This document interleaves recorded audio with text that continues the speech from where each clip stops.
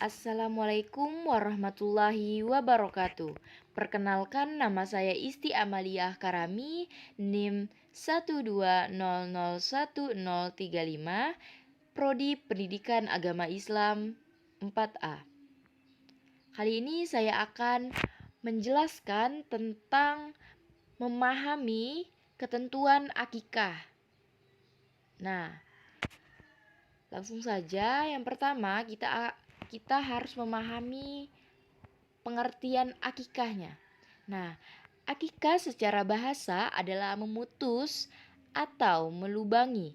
Sedangkan secara istilah adalah menyembelih kambing atau domba sebagai tanda syukur kepada Allah atas lahirnya anak, baik laki-laki maupun perempuan.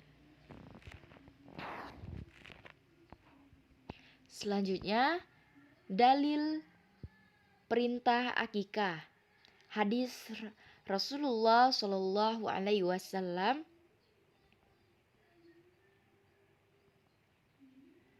yang artinya setiap anak tergadai dengan akikahnya yang disembelih di hari ke-7 dari kelahirannya, diberi nama dan dicukur rambutnya di waktu itu. Hadis riwayat Ahmad. Selanjutnya kita akan membahas tentang apa sih hukum akikah. Nah, hukum akikah sunnah atau wajib? Nah, kita akan masuk ke pembahasan. Terdapat dalam fatwa Lajnan Daimah, akikah sunnah muakkad untuk anak laki-laki 2 kambing dengan syarat yang sama seperti untuk kurban. Sedangkan untuk anak wanita 1 kambing disembelih pada hari ke-7. Kalau diakhirkan dari hari ke-7, dibolehkan disembelih kapanpun waktunya, tidak berdosa jika ditunda, yang lebih utama disegerakan jika hal itu memungkinkan. Tradisi akikah adalah anjuran untuk menyembelih kambing serta memotong rambut si bayi yang baru lahir. Hukum akikah dalam Islam sendiri termasuk sunnah muakkad dan dapat dilakukan bagi muslim yang mampu. Selanjutnya adalah tujuan akikah. Tujuan akikah yang pertama, menghidupkan sunnah Rasulullah Shallallahu Alaihi Wasallam atau melaksanakan akikah, menyebarkannya ke masyarakat yang membutuhkan. 2. Menjalin hubungan kasih sayang dan uhwah serta kepedulian antar sesama. Yang ketiga, meningkatkan pendapatan dan kesejahteraan peternak. Yang terakhir adalah membantu mengembangkan peternakan domba kambing di Indonesia.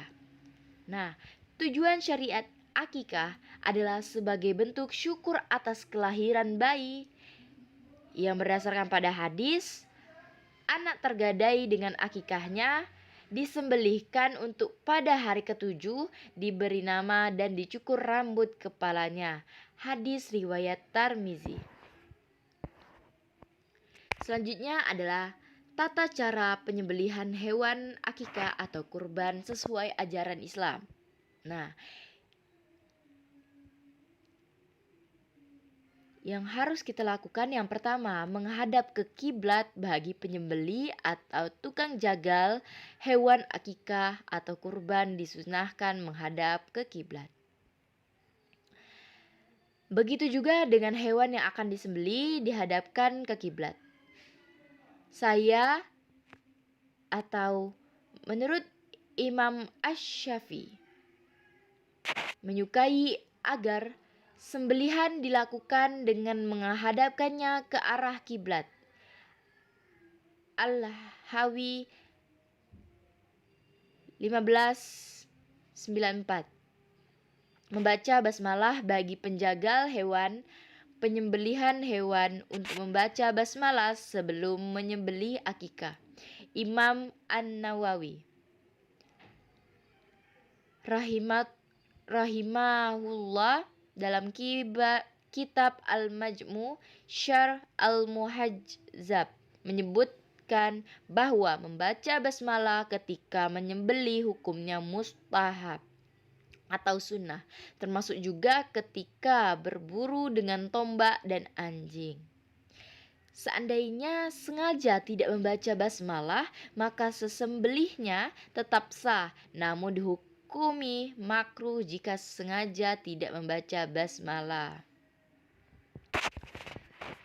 Baiklah, selanjutnya adalah tata cara akikah sesuai ajaran Islam menyembelih kambing.